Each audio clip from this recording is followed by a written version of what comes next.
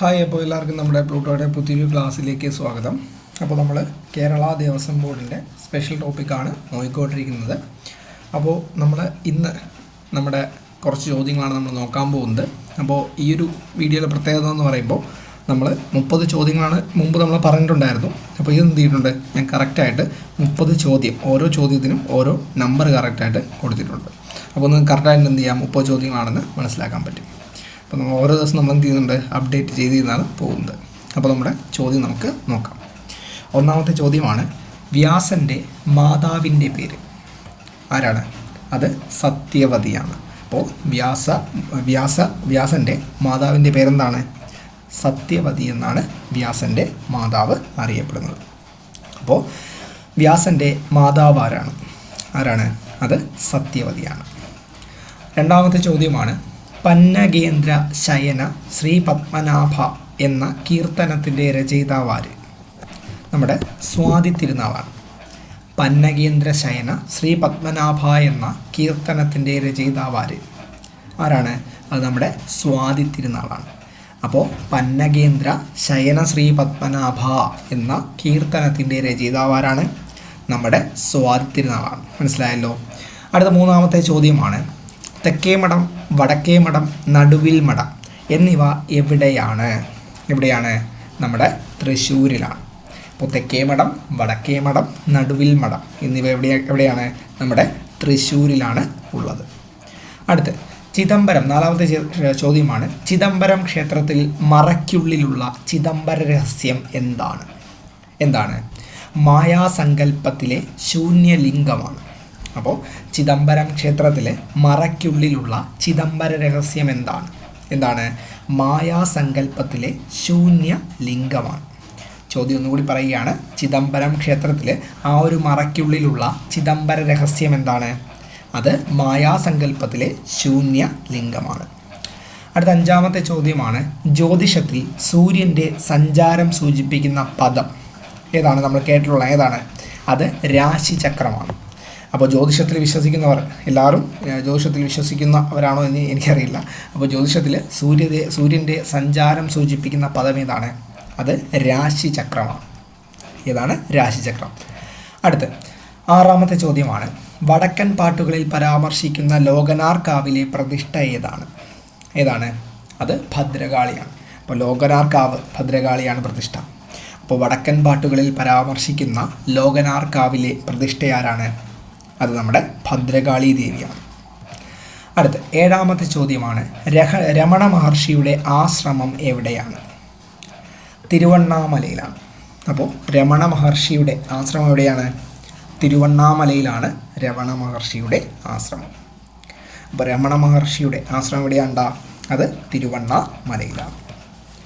അടുത്ത് ഹരിവരാസനം എന്ന കീർത്തനത്തിൻ്റെ രചയിതാവ്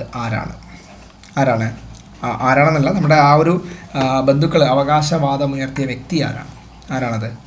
നമ്മുടെ കോന്നകത്ത് ജാനകി അമ്മയാണ്. അപ്പോൾ ഹരിവരാസനം എന്ന കീർത്തനത്തിൻ്റെ രചയിതാവാണെന്ന് നമ്മുടെ ബന്ധുക്കൾ അവരുടെ ആ ഒരു ബന്ധുക്കൾ അവകാശവാദമുയർത്തിയ വ്യക്തി ആരാണ്? അത് കോന്നകത്ത് ജാനകി അമ്മയാണ്. അടുത്ത 9ാമത്തെ ചോദ്യമാണ്, യാജ്ഞവൽക്യൻ ആരാണ്? ഒരു മഹർഷിയാണ്. അപ്പോൾ യാജ്ഞവൽക്യൻ ആരാണ്? ഒരു മഹർഷിയെയാണ് യാജ്ഞവൽക്യൻ എന്ന് പറയുന്നത്. അപ്പോൾ യാജ്ഞവൽക്യൻ ആരാണ്? അതൊരു മഹർഷിയാണ്. അടുത്ത് ഭൂപാളം ഏതുമായിട്ട് ബന്ധപ്പെട്ടതാണ്? ഭൂപാള രാഗമാണ്. അപ്പോൾ ഭൂപാളം ഏതുമായിട്ട് ബന്ധപ്പെട്ട പദമാണ്? രാഗമാണ് ഭൂപാളം. അറിയല്ലോ. അടുത്ത് ദശരഥ മഹാരാജാവ് നടത്തിയ പുത്രകാമേഷ്ടി യാഗത്തിന് മുഖ്യ കാർമ്മികത്വം വഹിച്ച മഹർഷി ആരാണ്? അത് ഋഷ്യശൃംഗനാണ്. നമ്മുടെ ദശരഥ മഹാരാജാവ് നടത്തിയ പുത്രകാമേഷ്ടി യാഗത്തിന് മുഖ്യ കാർമ്മികത്വം വഹിച്ച മഹർഷി ആരാണത്? അത് നമ്മുടെ ഋഷ്യശൃംഗനാണ്. ഋഷ്യശൃംഗനാണ്. അടുത്ത ചോദ്യമാണ്, രക്തചന്ദനം ഉപയോഗിച്ച് നടത്തുന്ന വഴിപാടിന് പറയുന്ന പേര്? പുരുഷാഞ്ജലി എന്നാണ്. അപ്പോൾ നമ്മുടെ രക്തചന്ദനം ഉപയോഗിച്ച് നടത്തുന്ന വഴിപാട് ഏതാണ്? പുരുഷാഞ്ജലിയാണ്. അപ്പോൾ രക്തചന്ദനം ഉപയോഗിച്ച് നടത്തുന്ന വഴിപാട് ഏതാണത്? അത് രക്തപുരുഷാഞ്ജലിയാണ്. ഏതാണ്? രക്തപുരുഷാഞ്ജലി. അടുത്ത ചോദ്യമാണ്, അസുരശില്പി ആരാണ്? ആരാണ്? അത് മയനാണ്. അപ്പോൾ അസുരശില്പി ആരാണ്? മയനാണ് അസുരശില്പി. അപ്പോൾ അസുരശില്പി എന്നറിയപ്പെടുന്ന ആരാണ്? അത് നമ്മുടെ മയനാണ്. അപ്പോൾ അസുരശില്പി എന്നറിയപ്പെടുന്ന ആരാണ്? അത് മയനാണ്. അടുത്ത്, ഓംകാരധ്വനി ഉണ്ടായത് എപ്പോഴാണ്? എപ്പോഴാണ്? പ്രപഞ്ചത്തിൻ്റെ ആദ്യ സൃഷ്ടിയിൽ ഈശ്വരനിൽ നിന്നുമാണ് ഓംകാരധ്വനി ഉണ്ടായത്. അപ്പോൾ ഓംകാരധ്വനി, ഓമിൻ്റെ ഇമ്പോർട്ടൻസ് ഒക്കെ നമ്മൾ കഴിഞ്ഞ ആദ്യത്തേക്ക് ക്ലാസ്സിൽ പറഞ്ഞതാണ്. അപ്പോൾ ഓംകാരധ്വനി ഉണ്ടായത് എപ്പോഴാണ്? പ്രപഞ്ചത്തിൻ്റെ ആദ്യ സൃഷ്ടിയിൽ ഈശ്വരനിൽ നിന്നുമാണ് ഓംകാരധ്വനി ഉണ്ടായത്.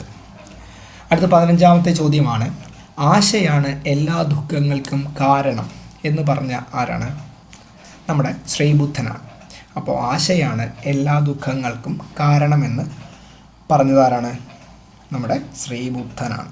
അപ്പോൾ ആശയാണ് എല്ലാ ദുഃഖങ്ങൾക്കും കാരണം എന്ന് പറഞ്ഞ ആരാണ്? നമ്മുടെ ശ്രീബുദ്ധനാണ്. അടുത്ത്, സത്യവതിയിൽ ഉണ്ടായ പുത്രൻ ആരാണ്? വിചിത്രവീരനാണ്. അപ്പോൾ സത്യവതിയിൽ ഉണ്ടായ പുത്രൻ ആരാണ്? നമ്മുടെ വിചിത്രവീരനാണ്. ആരാണ്? വിചിത്രവീരനാണ് സത്യവതിയിൽ ഉണ്ടായ പുത്രൻ. അടുത്ത്, അരക്കില്ലം പണിയാൻ നിയോഗിക്കപ്പെട്ടയാൾ ആരാണ്? അത് പുരോചനനാണ്. അപ്പോൾ അരക്കില്ലം പണിയാനായിട്ട് നിയോഗിക്കപ്പെട്ടയാൾ ആരാണ്? പുരോചനനാണ് അരക്കില്ലം പണിയാനായിട്ട് നിയോഗിക്കപ്പെട്ടത്. അപ്പോൾ അരക്കില്ലം പണിയാൻ നിയോഗിക്കപ്പെട്ടയാൾ ആരാണ്? അത് പുരോചനനാണ്. ആരാണ്? പുരോചനനാണ്. അടുത്ത ചോദ്യമാണ്, ഘടോൽക്കചൻ്റെ കോട്ടയുടെ അവശിഷ്ടം കാണുന്ന സംസ്ഥാനം എവിടെയാണ്? അത് ആസാമാണ്. നമ്മുടെ പണ്ടത്തെ കാർട്ടൂണൊക്കെ ആൾക്കാർ നമ്മുടെ കാർട്ടൂണൊക്കെ നിങ്ങൾക്ക് ഓർമ്മയുണ്ടെന്ന് തോന്നുന്നു. നമ്മുടെ മേഹൂം ഘടോൽക്കച്ച് ഏ ദുനിയാക്കെ സബ്സെ എന്ന് പറഞ്ഞൊക്കെയുള്ള പാട്ടുകൾ നമ്മളെ കാർട്ടൂൺ നെറ്റ്വർക്കിൽ പണ്ടുണ്ടായിരുന്ന ഒരു കാർട്ടൂണാണ് മേഹൂം ഘടോൽക്കച്ച്. അത് ആ ഒരു കാർട്ടൂണാണ്. ഓർമ്മയുണ്ടെന്ന് വിചാരിക്കുന്നു. അപ്പോൾ ഘടോൽക്കചൻ്റെ കോട്ടയുടെ അവശിഷ്ടം കാണുന്ന സംസ്ഥാനമേത്? ഏതാണ്ടാ? നമ്മുടെ ആസാമിലാണ് ഘടോൽക്കചൻ്റെ കോട്ടയുടെ അവശിഷ്ടം കാണുന്നത്. മനസ്സിലായല്ലോ. അടുത്ത 19ാമത്തെ ചോദ്യമാണ്, കീചകനെ വധിച്ചതാര്? ആരാണ്? അത് ഭീമനാണ്. അപ്പോൾ കീചകനെ വധിച്ചതാരാണ്? ഭീമനാണ് കീചകനെ വധിച്ചത്. അപ്പോൾ കീചകനെ വധിച്ചതാരാണ്? ആരാണ്? അത് ഭീമനാണ്. അടുത്ത്, നളനെ വിരൂപനാക്കിയതാര്? ആരാണ് നളനെ വിരൂപനാക്കിയത്? കാർക്കോടകനാണ് നളനെ വിരൂപനാക്കിയത്. അപ്പോൾ നളനെ വിരൂപനാക്കിയത് ആരാണ്? ആരാണ്? അത് കാർക്കോടകനാണ്.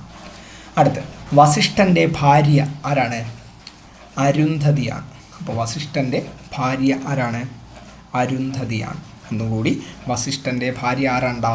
അത് അരുന്ധതിയാണ്. ആരാണ്? അരുന്ധതി. അടുത്ത ചോദ്യമാണ്, ദേവേന്ദ്രൻ്റെ ആയുധം ഏതാണ്? ഏതാണത്? എല്ലാവർക്കും അറിയാം, വജ്രായുധമാണ്. അപ്പോൾ നമ്മുടെ ദേവേന്ദ്രൻ്റെ ആയുധം ഏതാണ്? വജ്രായുധമാണ് ദേവേന്ദ്രൻ്റെ ആയുധം. അടുത്ത 23ാമത്തെ ചോദ്യമാണ്, കർണൻ്റെ ഗുരു ആരാണ്? ആരാണ്? നമ്മുടെ പരശുരാമനാണ്. അപ്പോൾ കർണൻ്റെ ഗുരു ആരാണ്? അത് പരശുരാമനാണ്. പരശുരാമ ക്ഷേത്രം എവിടെ സ്ഥിതി ചെയ്യുന്നു? തിരുവനന്തപുരത്തെ എവിടെയാണ്? തിരുവല്ലത്താണ് പരശുരാമ ക്ഷേത്രം സ്ഥിതി ചെയ്യുന്നത്. പ്രത്യേകത എന്താണ്? നമ്മുടെ തർപ്പണത്തിന് പ്രസിദ്ധമായ ക്ഷേത്രമാണ് നമ്മുടെ പരശുരാമ ക്ഷേത്രം എന്ന് പറയുന്നത്. മനസ്സിലായല്ലോ. അപ്പോൾ കർണൻ്റെ ഗുരു ആരാണ്? അത് പരശുരാമനാണ്. 24ാമത്തെ ചോദ്യമാണ്, ശ്രീരാമൻ്റെ വാനര സൈന്യാധിപൻ ആരാണ്? അത് നീലനാണ്. അപ്പോൾ ശ്രീരാമൻ്റെ വാനര സൈന്യാധിപൻ ആരാണ്? അത് നീലനായിരുന്നു. അപ്പോൾ ശ്രീരാമൻ്റെ വാനര സൈന്യാധിപൻ ആരായിരുന്നു? നീലനാണ്. ആരാണ്? നീലനാണ്. അടുത്ത്, 8 മുഖമുള്ള രുദ്രാക്ഷം ഏതു പേരിൽ അറിയപ്പെടുന്നു? ഏതു പേരിൽ അറിയപ്പെടുന്നു? വിനായകൻ എന്ന പേരിലാണ് അറിയപ്പെടുന്നത്. അപ്പോൾ 8 മുഖമുള്ള രുദ്രാക്ഷം ഏതു പേരിൽ അറിയപ്പെടുന്നു? വിനായകൻ എന്ന പേരിലാണ് അറിയപ്പെടുന്നത്. നമ്മുടെ പഞ്ചമുഖി രുദ്രാക്ഷം എന്നൊക്കെ കേട്ടിട്ടുണ്ടല്ലോ. അപ്പോൾ 8 മുഖമുള്ള രുദ്രാക്ഷം ഏതു പേരിൽ അറിയപ്പെടുന്നു? ഏതു പേരിലാണ്? വിനായകൻ എന്ന പേരിലാണ് 8 മുഖമുള്ള രുദ്രാക്ഷം അറിയപ്പെടുന്നത്. അടുത്ത 26ാമത്തെ ചോദ്യമാണ്, ഭീമൻ്റെ ശംഖിന് പറയുന്ന പേരെന്ത്? എന്താണ്? പൗണ്ഡ്രം എന്നാണ്. അപ്പോൾ നമ്മുടെ ഭീമൻ്റെ ശംഖിന് പറയുന്ന പേരെന്താണ്? പൗണ്ട്രം എന്നാണ് ഭീമൻ്റെ ശംഖിന് പറയുന്ന പേര്. മനസ്സിലായല്ലോ. അടുത്ത് 27ാമത്തെ ചോദ്യമാണ്, തുളസി ദേവിയുടെ ശരീരത്തിൽ നിന്ന് ഉത്ഭവിച്ച നദി ഏത്? ഏതാണ്? ഗണ്ഡകിയാണ്. അപ്പോൾ തുളസി ദേവിയുടെ ശരീരത്തിൽ നിന്ന് ഉത്ഭവിച്ച നദി ഏതാണ്? ഏതാണ്? നമ്മുടെ ഗണ്ഡകിയാണ്. ഏതാണ്? ഗണ്ഡകിയാണ്. അപ്പോൾ നമ്മുടെ അടുത്ത 28ാമത്തെ ചോദ്യമാണ്, ദേവവൃക്ഷം എന്നറിയപ്പെടുന്ന വൃക്ഷം ഏതാണ്? നമ്മുടെ അരയാലാണ്. അപ്പോൾ ദേവവൃക്ഷം എന്നറിയപ്പെടുന്ന വൃക്ഷം ഏതാണ്? ഏതാണ്ടാ? നമ്മുടെ അരയാലാണ്. ഏതാണ്? അരയാലാണ്, പേരാലല്ല. അപ്പോൾ ദേവവൃക്ഷം എന്നറിയപ്പെടുന്ന വൃക്ഷം ഏതാണ്? അത് അരയാലാണ്. അടുത്ത് 29ാമത്തെ ചോദ്യമാണ്, ബുദ്ധശാസനകളുടെ കാവൽക്കാരായി കരുതപ്പെടുന്നത് ആരാണ്? ആരാണ്? അത് നാഗങ്ങളാണ്. അപ്പോൾ നമ്മുടെ ബുദ്ധശാസനകളുടെ കാവൽക്കാരായി കരുതപ്പെടുന്നത് ആരാണത്? അത് നാഗന്മാർ. നമ്മുടെ നാഗങ്ങളാണ്. ആരാണ്? നാഗങ്ങളാണ്. അപ്പോൾ ബുദ്ധശാസനകളുടെ കാവൽക്കാരായിട്ട് കരുതപ്പെടുന്ന ആരാണ്? അത് നാഗങ്ങളാണ്. അടുത്ത നമ്മുടെ ഈ ഒരു വീഡിയോയിലെ നമ്മുടെ ലാസ്റ്റ് ചോദ്യമാണ്, 30ാമത്തെ ചോദ്യമാണ്, ചുവപ്പ് തിരിയിൽ വിളക്ക് കത്തിച്ചാൽ ഉണ്ടാകുന്ന ഗുണമെന്ത്? എന്താണ്? വിവാഹ തടസ്സം നീങ്ങും. അപ്പോൾ നമ്മുടെ ചുവപ്പ് തിരിയിൽ വിളക്ക് കത്തിച്ചാൽ ഉണ്ടാകുന്ന ഗുണം എന്താണ്? വിവാഹ തടസ്സം നീങ്ങൽ എന്നാണ് പറയുന്നത്. അപ്പോൾ ചുവപ്പ് തിരിയിൽ വിളക്ക് കത്തിച്ചാൽ ഉണ്ടാകുന്ന ഗുണം എന്താണ്? വിവാഹ തടസ്സം നീങ്ങൽ. അപ്പോൾ നമുക്ക് എന്ത് ചെയ്യാം? ഇന്ന് നോക്കിയ ചോദ്യങ്ങൾ ഒന്നോട്ട് നമുക്ക് ഇപ്പോൾ 30ാമത്തെ ചോദ്യം വരെ നമുക്ക് നോക്കിയിട്ട് ഈ ഒരു വീഡിയോ അവസാനിപ്പിക്കാം. ഓക്കെ. അപ്പോൾ ഒന്നാമത്തെ ചോദ്യം പറഞ്ഞത്, വ്യാസൻ്റെ മാതാവിൻ്റെ പേര് സത്യവതിയാണ്. പന്നഗേന്ദ്ര ശയന ശ്രീ പത്മനാഭ എന്ന കീർത്തനത്തിൻ്റെ രചയിതാവ് സ്വാതി തിരുനാളാണ്. വടക്കേ മഠം, നടുവിൽ മഠം, തെക്കേ മഠം എന്നിവ എവിടെയാണ്? അത് തൃശ്ശൂരിലാണ്. ചിദംബരം ക്ഷേത്രത്തിൽ മറയ്ക്കുള്ളിലുള്ള ചിദംബര രഹസ്യം എന്താണ്? മായാസങ്കല്പത്തിലെ ശൂന്യലിംഗമാണ്. ജ്യോതിഷത്തിൽ സൂര്യൻ്റെ സഞ്ചാരം സൂചിപ്പിക്കുന്ന പദം രാശിചക്രമാണ്. വടക്കൻ പാട്ടുകളിൽ പരാമർശിക്കുന്ന ലോകനാർക്കാവിലെ പ്രതിഷ്ഠ ഏത്? ഭദ്രകാളിയാണ്. രമണ മഹർഷിയുടെ ആശ്രമം എവിടെയാണ്? തിരുവണ്ണാമലയിലാണ്. ഹരിവരാസനം എന്ന കീർത്തനത്തിൻ്റെ രചയിതാവെന്ന് ബന്ധുക്കൾ അവകാശവാദമുയർത്തിയ വ്യക്തി കോന്നകത്ത് ജാനകിയമ്മയാണ്. യാജ്ഞവൽക്യൻ ആരാണ്?